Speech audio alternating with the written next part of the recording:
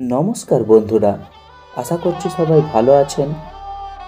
আমাদের রবিবারের রোমাঞ্চ দ্বিতীয় পর্বের গল্প হরিনারায়ণ চট্টোপাধ্যায়ের লেখা জনাব মঞ্জিল।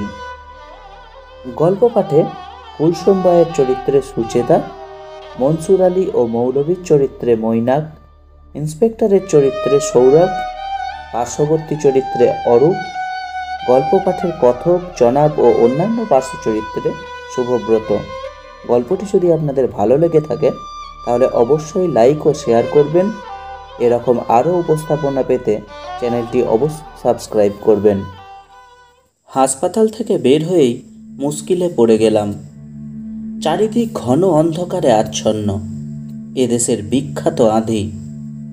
হাসপাতাল থেকে স্টেশন মাইল তিনেকের কম নয়, কিন্তু এই অন্ধকারে যখন দুহাত দূরের বস্তু দৃষ্টিগোচর হচ্ছে না, তখন টাঙা খুঁজে পাওয়া অসম্ভব। হাসপাতালে আশ্রয় নেব তাও সম্ভব নয়। 6টায় গেট বন্ধ। কোনো রকমে পথ হাতড়ে হাতড়ে এগোতে লাগলাম, যদি কোথাও কোনো আশ্রয় পাই।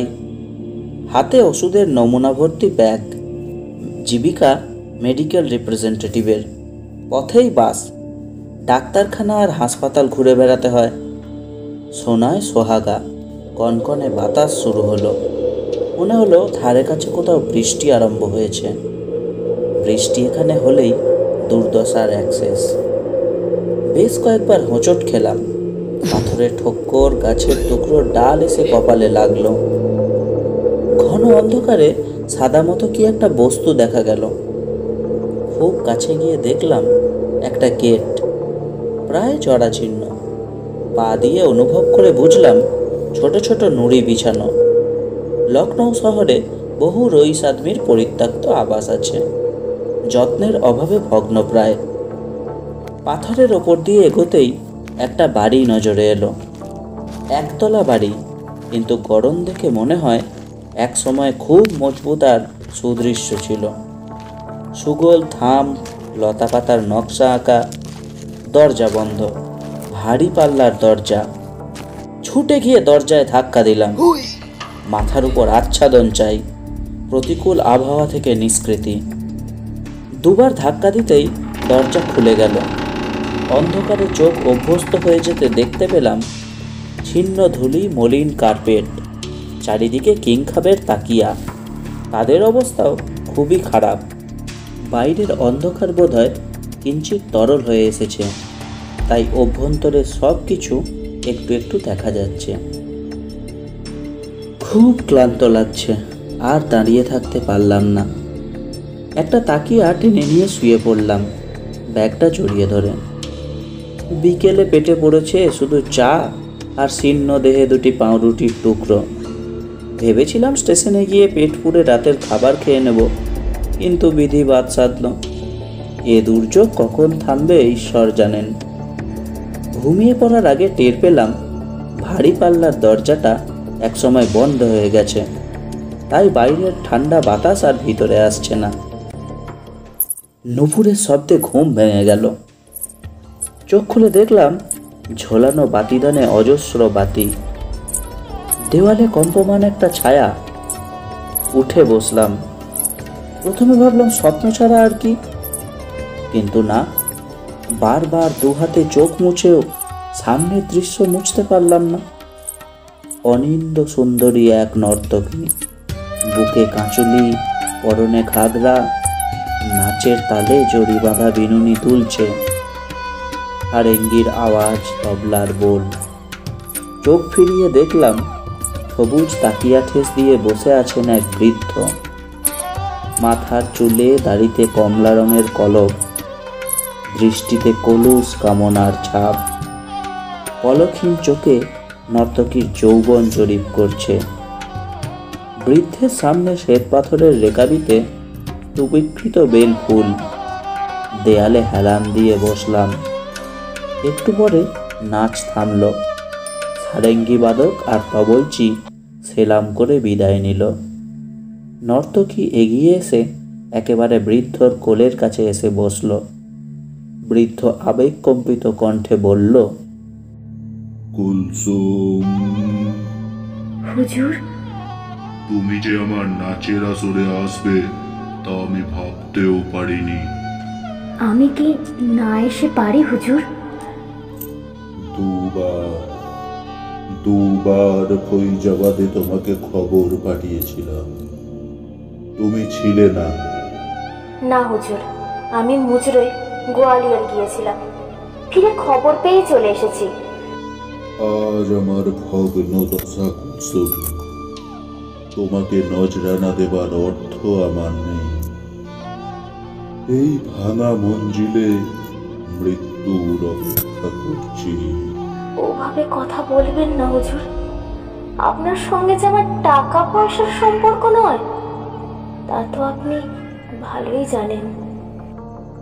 কিন্তু আমাদের মহব্বতের সম্পর্ক, এ কথা কি কেউ বিশ্বাস করবে?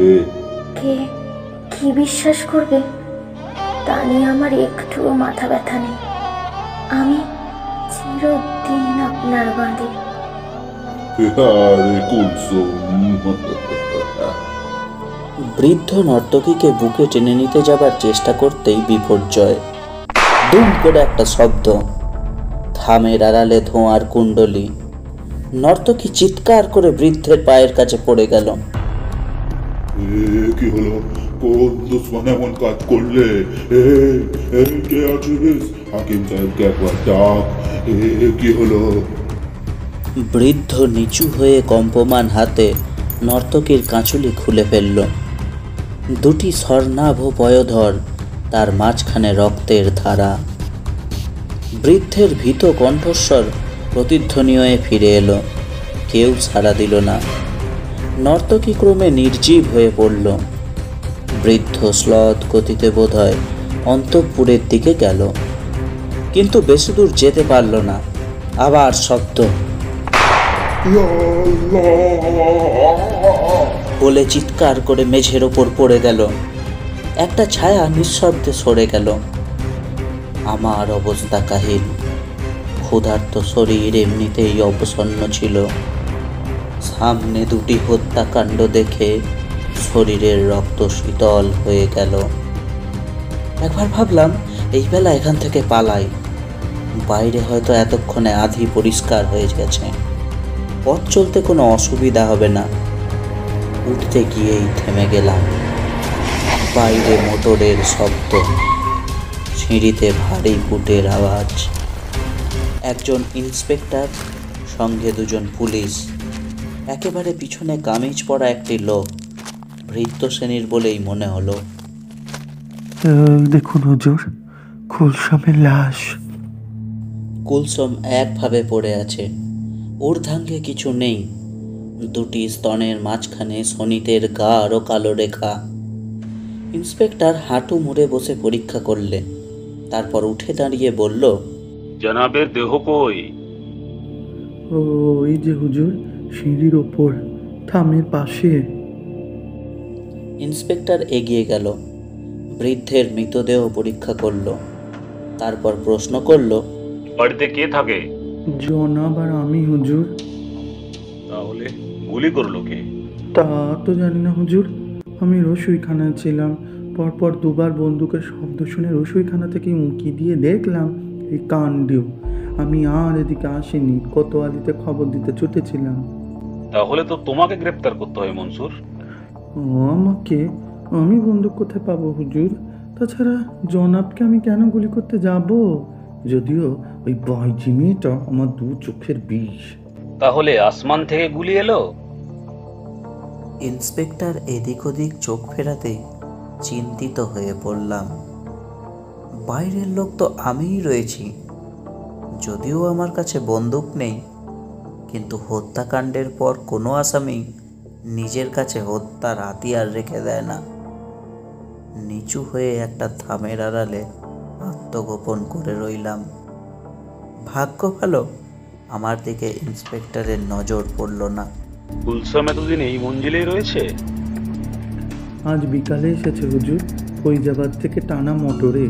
এক রাহিস আদমি নামিয়ে দিয়ে গেছে। তোমার মনিবের বাইজি পোষার মতো টাকা কড়ি আছে এখনো? আমরা তো জানি কিছুই নেই।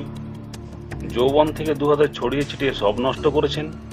কিছুই নেই হুজুর, আপনারা ঠিকই জানেন এ পয়সা কড়ির ব্যাপার নয়, তবে মহব্বতের ব্যাপার। মহব্বত? একটা বুড়োর সঙ্গে জোয়ানের মহব্বত?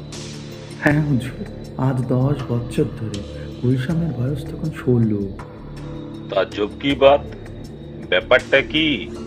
ব্যাপার জানি না হুজুর, শুনেছি দুর্ভিক্ষের সময় একটা গাছের নিচে জনাব গুলশামকে কুড়িয়ে পেয়েছিলেন।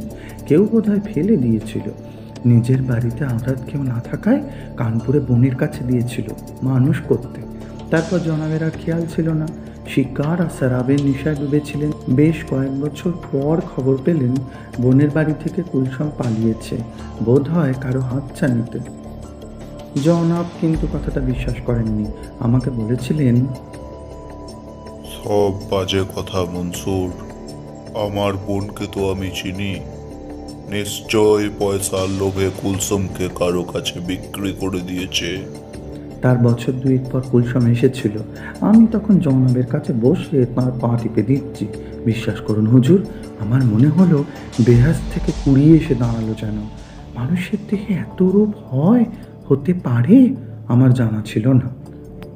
জনাব প্রশ্ন করলেন, কে? আমি কুলশাম। কুলসুম? কুলসুমকে? জনাব স্মৃতিহাত্রেও কিছু পেলেন না। চিনতে পারলেন না হুজুর? এ নাম তো আপনারই দেওয়া। এ দেহ গাছতলা থেকে আপনিই তুলে নিয়েছিলেন। ও কুলসুম, তুমি? এতদিন পরে তুমি এলে? আপনাকে একটা প্রশ্ন করতে। সেদিন কেন আমায় বাঁচিয়েছিলেন হুজুর? যদি দেহই বাঁচিয়েছিলেন, তবে সে দেহ পবিত্র রাখার ভার কেন নেননি? পবিত্র রাখার ভার? তুমি তো স্বেচ্ছায় আমার বোনের কাছ থেকে পালিয়ে গিয়েছিলে কুলসুম। হ্যাঁ, গিয়েছিলাম, কারণ এছাড়া যে আমার অন্য কোনো পথ ছিল না হুজুর। আপনার বোন আমাকে দিয়ে ব্যবসা করাতে চেয়েছিল, তাই পালিয়েছিলাম। কিন্তু পালিয়েও নিজেকে বাঁচাতে পারিনি হুজুর। মেয়েদের দেহই তাদের বড় শত্রু। আরও একজনের হাতে পড়লাম। অনেক চেষ্টা করেও নিজেকে রক্ষা করতে পারলাম না। আজ আমি বাইজি হুজুর। নাজরানা নিয়ে গান গাই, নাচি, আবার দেহ বিক্রি করি। তুমি এখানে থাকো কুলসুম, আমার কাছে। কুলশাম রয়ে গেল। আমি জনাবের কাছে অনেক দিন রয়েছি। তাঁর ধাত আমার খুব চেনা। আমি দেখতাম যখনই কুলশাম কাছে এসে বসতো, জনাবের চোখের কোণে রক্ত জমতো। তার মানে আমি বুঝি, তার মানে দেহের তৃষ্ণা, উচ্ছল যৌবনকে ভোগ করা স্পৃহা। সবচেয়ে আশ্চর্যের কথা, মেয়েটাও মজলো। জনাবের দেহে যেন নতুন যৌবন ফিরে এলো। ওদের ব্যাপার দেখে আমারই লজ্জা করতো। কুলশাম কিন্তু থাকলো না। কুলশামকে তবিয়ত করার খাওয়াবা সামর্থ্য জনাবের ছিল না। কুলশাম চলে যেত, টাকা পয়সা রোজগার করে আবার ফিরে আসতো। তাহলে কুলসামি তোমার জানাবকে পুষতো? তাই তাহলে মনে হতো কোনো বাবুই বোধ হয় এ কাজ করেছে, প্রতিহিংসা নিয়েছে। ইন্সপেক্টর কিছুক্ষণ কি ভাবল, তারপর সঙ্গের পুলিশ দুজনকে বলল, এই লাশ উঠিয়ে নিয়ে চলো। তারপর মনসুরের দিকে ফিরে বলল, তুমি এ মঞ্জিল ছেড়ে কোথাও যাবে না। বাইরে পুলিশ মোতায়েন করে রাখলাম, পালাবার চেষ্টা করলে মুশকিলে পড়বে। এত দুঃখ, এত ভয়ের মধ্যেও কৌতুক অনুভব করলাম। চাঁদরেল পুলিশ কুলসুমের যৌবন পুষ্পিত অনিন্দিত দেহ কাঁধে তুলে ফেলে নিল। আর একজন পুলিশ জনাবের দেহ তুলে নিয়ে গেল। আমি নির্জীবের মতন বসে, সব অনুভূতির ঊর্ধ্বে। পুলিশরা বোধহয় বাইরের দরজা খুলে রেখে গেছে। কনকনে ঠান্ডা বাতাস, ভোরের বাতাস। ঠিক করলাম আরও পুলিশি হাঙ্গামা হবার আগেই পালিয়ে যাব। যথেষ্ট শীতবস্ত্র সঙ্গে নেই, কিন্তু প্রাণের দাম এসব কিছুর চেয়ে অনেক বেশি। ব্যাগ হাতে উঠাতে গিয়েই থেমে গেলাম। মনে পড়ে গেল গেটে পুলিশ মোতায়েন করা আছে। আমি বাইরে যাবার চেষ্টা করলেই ধরা পড়ব। খুট করে একটা শব্দ হতেই চোখ ফেরালাম। অদ্ভুত দৃশ্য। মনসুর সিঁড়ির ধাপে বসেছে, হাতে একটা বন্দুক, দুটো চোখ লাল টকটকে, গালের মাংসপেশি থরথরিয়ে কাঁপছে। হ্যাঁ, আমি খুন করেছি, বেশ করেছি। কুলসুম আমাকে ভালোবাসেনি, বলেনি আমি তার আসল লক্ষ্য, বুড়ো উপলক্ষ মাত্র। এখন বুঝতে পারছি, দিনের পর দিন আমার সঙ্গে ছলনার অভিনয় করেছে। সারা মঞ্জিল ঘুমিয়ে পড়লে নিঃশব্দ চরণে আমার কাছে এসেছে প্রতি রাতে। তারপর একদিন আসা বন্ধ করেছে। একদিন আড়ালে যখন জিজ্ঞাসা করলাম কি হলো, আর আসো না যে, কুলসুম দৃষ্টিতে অবজ্ঞার উদাসীন্য ফুটিয়ে বলেছে, এখন আমার দর অনেক বেশি। নজরানা 100 আশরাফি। এই নকরের এই নজরানা দেওয়ার সাধ্য নেই। নকরের নেই, মনিবের কি আছে? তবে দিনের পর দিন, রাতের পর রাত জনাবের কাছে কেন করে থাকতে? দৈহিক সুখ, মানসিক তৃপ্তি কোনটা তুমি পেতে? এছাড়া আমার আর কোনো পথ ছিল না। এই দুনিয়া থেকে হটিয়ে দিতে বাধ্য হলাম।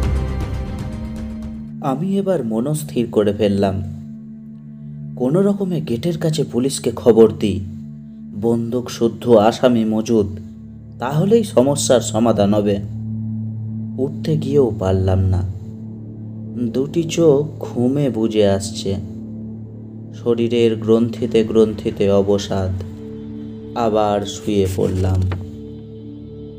খুনি ধরার দায়িত্ব আমার নয়, আমি বিদেশি, শেষকালে কোন বিপদের জালে জড়িয়ে পড়ব। চোখ বন্ধ করতে গিয়েই চমকে উঠলাম। আবার বাইরে অনেকগুলো বুটের আওয়াজ। প্রথমে ইন্সপেক্টর, তারপর নীল স্যুট পরা এক ভদ্রলোক, তার হাতে চামড়ার দড়িতে বাঁধা বিরাট আয়তন এক অ্যালসেসিয়ানই যেন লোকটাকে ঠেলে নিয়ে আসছে। ইন্সপেক্টর হাত দিয়ে দেখালো, যেখানে কুলসুমের কয়েক ফোঁটা রক্ত পড়েছিল সেই জায়গাটা। অ্যালসেসিয়ান রক্তের গন্ধ শুকেই উত্তাল হয়ে উঠল, বাঁধন ছেঁড়ার নেশায় দুর্বার। ভদ্রলোক নিচু হয়ে বাঁধন খুলে দিল। সঙ্গে সঙ্গে অ্যালসেসিয়ান তীর বেগে ভিতরের দিকে ছুটল। ভিতরে যেতে গিয়েও সিঁড়ির ধাপের কাছে আবার থামল। এখানেও কয়েক ফোঁটা রক্ত, সে রক্তও শুকল। তারপর সিঁড়ি দিয়ে সজোরে লাফ দিল। উত্তেজনায় সোজা হয়ে বসলাম। বুঝতে পারলাম এখনই অ্যালসেসিয়ান লাফ দিয়ে মনসুরের টুটি কামড়ে ধরে তাকে টানতে টানতে বাইরে নিয়ে আসবে, জোড়া খুনের আসামি। কিন্তু না, অ্যালসেসিয়ান বাইরে এসে আবার চক্রাকারে ঘুরতে লাগলো, একটা থাম পিস্টন করে।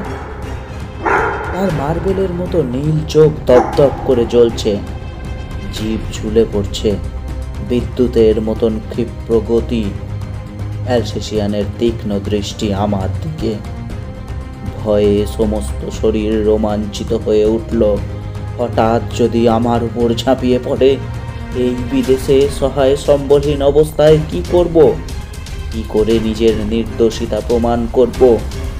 যে কোনো খুনের একটা উদ্দেশ্য থাকে। এই বাইজিয়ার বৃদ্ধকে হত্যা করার পিছনে কি উদ্দেশ্য থাকতে পারে? আমি যে মেডিকেল রিপ্রেজেন্টেটিভ, অফিসের কাজে লখনৌ এসেছি। যেসব হাসপাতালে আর ডাক্তারদের কাছে গেছি তারাই এর প্রমাণ দেবে। কিন্তু এসব তো পরের কথা। উপস্থিত দুর্ভোগের হাত থেকে আমি কি করে পরিত্রাণ পাব? বুঝতে পারলাম এই ঠান্ডা আবহাওয়াতে ঘামে আমার সর্বশরীর ভিজে গেল। কি কুক্ষণে যে লখনৌতে পা দিয়েছিলাম। কিন্তু না, অ্যালসেসিয়ান আমার দিক থেকে দৃষ্টি ফিরিয়ে নিল। দ্রুত পায়ে থামের চারপাশে ঘুরতে লাগলো, তারপর পায়ের নখ দিয়ে থামটা আঁচড়াতে আরম্ভ করলো। ইন্সপেক্টরের সঙ্গে যে লোকটি এসেছিল সে এগিয়ে এসে থামটা মনোযোগ দিয়ে পরীক্ষা করলো। তারপর ইন্সপেক্টরের সাথে কিছু বলল। তারপর ইন্সপেক্টর মনসুরকে বলল, এই একটা হাতুড়ি নিয়ে এসো তো। হাতুড়ি? হাতুড়ি কোথায় পাবো হুজুর? কয়লা ভাঙো কি দিয়ে? ইট দিয়ে। কয়লা ভাঙার রোজ দরকারই হয় না, তাই তো হোটেল থেকে খানা আসে। ঠিক আছে, আমি দেখছি। একটু পরে ইন্সপেক্টর ফিরে এলো, এক হাতে মোটর উঁচু করার জ্যাকটা নিয়ে ভদ্রলোক আস্তে আস্তে থামের গায়ে ঠুকতে লাগলো। কিছুক্ষণ ঠোকার পরে থামের গায়ে একটা ফাটল দেখা গেল। ফাটলে চাপ দিতেই ছোট দরজার মতো সেটা খুলে এলো। ভদ্রলোক ফাটলের মধ্যে হাত ঢুকিয়ে একটা বন্দুক বের করে আনলো। এটা কার বন্দুক? জনাবের। জনাবের বন্দুক এখানে কেন? জানি না হুজুর। নল দেখেই বোঝা যাচ্ছে এই বন্দুক থেকে কিছু গুলি ছোড়া হয়েছিল। কে ছুটতে পারে?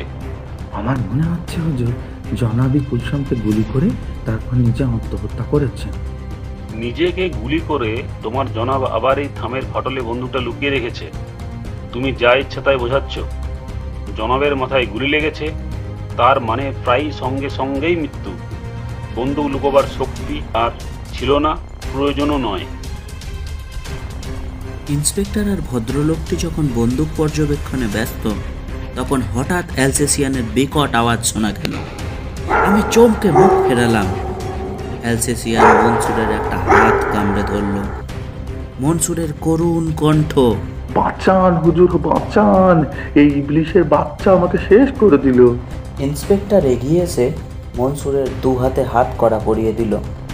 বলল, চলো ফটকে, সেখানে তোমার যা বলবার শুনবো। আমি স্বস্তির নিঃশ্বাস ফেললাম।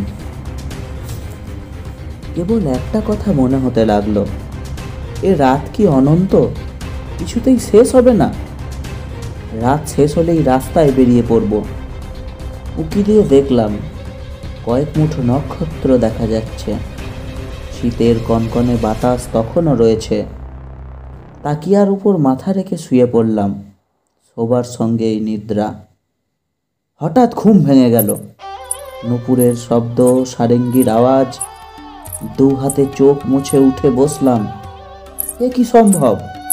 আমার চোখ কি আমার সঙ্গে প্রতারণা করছে? সেই এক দৃশ্য, অপূর্ব ছন্দে কুলসুম নেচে চলেছে সারেঙ্গির তালে তালে। জনাব তাকিয়ায় ঠেস দিয়ে সমস্ত ইন্দ্রিয়কে সজাগ করে নাচের তারিফ করছে। এ কি করে সম্ভব? কোন দৃশ্য ঠিক, আগের না পরের? চোখের সামনে যে নারকীয় হত্যাকাণ্ড দেখলাম, তারপরে ওই নৃত্য কি করে সম্ভব হতে পারে? আমি কি স্বপ্ন দেখছি?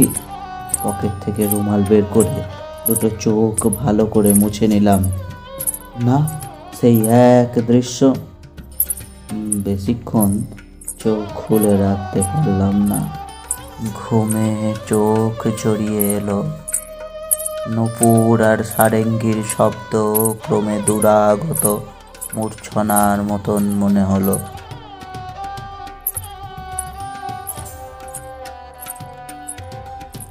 কয়েকজন লোকের চিৎকারে ঘুম ভেঙে গেল। সকাল হয়েছে। চড়া রোদে সব কিছু স্পষ্ট, উজ্জ্বল। চোখ খুলে দেখলাম কয়েকজন লোক আমার দিকে ঝুঁকে রয়েছে। তাদের সাজ পোশাক ঝাড়িওয়ালা বলেই মনে হয়। উঠে বসলাম। জরাজীর্ণ বাড়ি, অনেক জায়গা ধসে পড়েছে।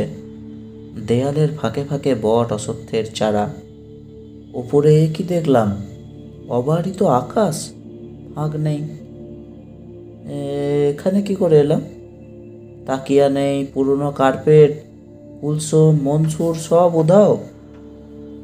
আমি কোথায়? আমার প্রশ্ন শুনে লোকগুলো পরস্পরের দিকে দেখল। একজন বলল, এখানে খেলেন কি করে? লখনৌয়ের লোক ভুলেও এদিক মানায় না। কেন? এ জনাব সাহেবের পটি। জনাব সাহেব? যে জনাব সাহেবকে তার নকর মনসুর গুলি করে মেরেছে? হ্যাঁ, সেটা আপনি জানেন কি করে? কাল রাতে আমি যে দেখলাম নিজের চোখে। আমার কথা শুনে লোকগুলো ফিস ফিস করে নিজেদের মধ্যে কি বলা বলি করলো। একটা কথা আমার কানে এলো, বাওড়া। বাওড়া মানে তো পাগল। এরা কি আমায় পাগল সাব্যস্ত করলো? কেন বাওড়া কেন? আমি সব দেখেছি। মনসুর জোড়া খুন করেছে জনাব আর বাইজি কুলসুমকে। একজন আমার খুব কাছে এসে আমাকে নিরীক্ষণ করলো, বোধহয় পরীক্ষা করলো শরাবের ঘোরে আমি এসব বলছি কিনা। তারপর বলল, উঠুন সাহেব, নিজের চোখে দেখুন। উঠলাম। ভাঙা পাথর ডিঙিয়ে পিছনের দিকে এলাম। সবুজ উঠোন, উঠোনের মাঝখানে পাশাপাশি দুটো কবর। কবরের মাথায় উর্দুতে কী সব লেখা। লোকটাই বলল, এই দেখুন, এটা জনাব সাহেবের কবর। লেখা রয়েছে জনাব গিয়াসউদ্দিন রিজভী, জন্ম 1854, মৃত্যু 1924। আর এ পাশে দেখুন কুলসুম বায়ের কবর, জন্ম জানা নেই, মৃত্যু 1924। বিস্মিত হলাম। তাহলে আমি কি দেখলাম? একজন বলল, আর একজন বৃদ্ধ মৌলবী যে ভিড় থেকে সরে এসে দাঁড়িয়েছিল সে বলল, না না, খোয়াব নয়, এরকম ব্যাপার আগেও ঘটেছে। আমরা আত্মা মানি না, কিন্তু এই ঘটনা ব্যাখ্যা করার মতো বুদ্ধিও রাখি না। সাহাব, আপনি খুব বেঁচে গেছেন। উত্তর দিতে গিয়ে চমকে উঠলাম। আবার কানে নূপুরের শব্দ ভেসে এলো, সারেঙ্গির সুর।